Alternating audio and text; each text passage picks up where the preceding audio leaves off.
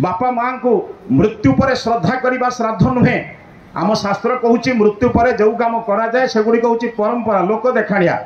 जीवित पितामाता को श्रद्धा करने श्राद्ध एवं जीवित पितामाता को तृप्ति करने तर्पण।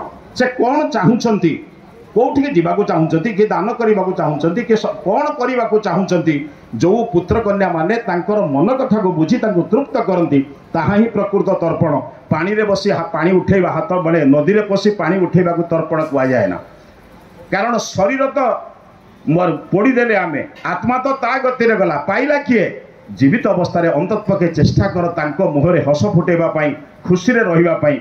केते दिन बंचिबा पृथक कथा किंतु तांको केमिति बंचेबी तो मो ऊपर निर्भर करूछ ना। बापा माँ केते दिन बंचिबे गुरुजन केते दिन बंचिबे तांको ऊपर निर्भर से तो अलग कथा किंतु मु तांको केमिति बंचेबी। मोर पुत्र कन्या माने देखुचंती मोर परवर्ती पीढ़ी को आउरी सुंदर सरस करबा पई मोर विश्वास आपण माने जो माने ठी अछंती समय को अधिक प्रवचन बा ता परवर्ती पीढ़ी देखुची। आपण भावंत नै जे देखु नाहांती बोली परवर्ती पीढ़ी जहाँ देखुची आपण सही भली किछि उदाहरण सृष्टि करंतु जहाँ आपण पाइले आपण को कष्ट हो। आपण सही भली किछि काम करंतु आपण जेउ कथा आशा करूछंती। शेष रे गोटे कथा अनुरोध करिवि आपण जानिछंती आज्ञा भल जगार भल कथा कहले हुए तो भल कथा आउ टिके अधिक बढ़िबो। कौन बुझुछंती आजिकल लोक सब संपत्तिर बेसी सुरक्षा करूछंती संस्कार टिके रक्षा करिया दरकार। एठी बहु विद्वान बंधु माने बसचंती महिषी महिला माने भी बसचंती माँ माने बसचंती।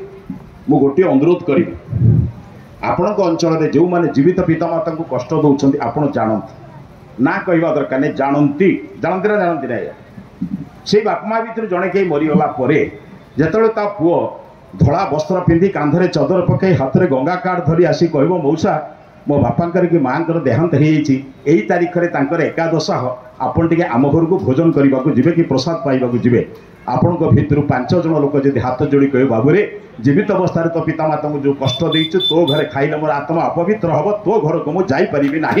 10टी लोक पार्टी खोलिले ये संसार बदल जीव। 10 जन ब्राह्मण जदि कहे जो घरे पितामाता को कष्ट दि जाए से घरे दीप जालू ना कि कुशबटू पिंधेबनी भावुँ समाज परिवर्तन एक सूत्र आरंभ हम आपण ठार से सूत्र आरंभ हो ये आशा विश्वास करुच्ची। पुणी चेष्टा कर प्रार्थना करुच्ची प्राणवल्लभ मल्लिक जहाँ बोल भल बुझंतु मृत्यु अलंघनीय अनिर्वार्य किंतु मृत्यु को अतिक्रमण करा जाए। शास्त्र में 3टा मृत्यु लिखाई मृत्यु अतिमृत्यु महामृत्यु।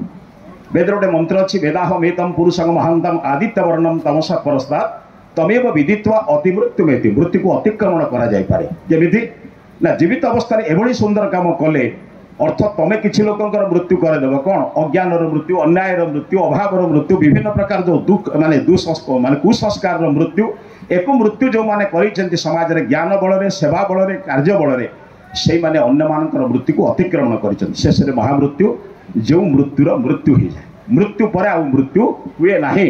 आसंतु ईश्वर प्रार्थना करिया प्रभु मोक्ष मुक्ति निर्माणता आपण हाथ में अंततः से ही महानुभावकर आदर्श आमको आहरी आग को नौ भल मनीष कर योजना भितर आम योजनाबद्ध हो आशा और विश्वास रखी रोची।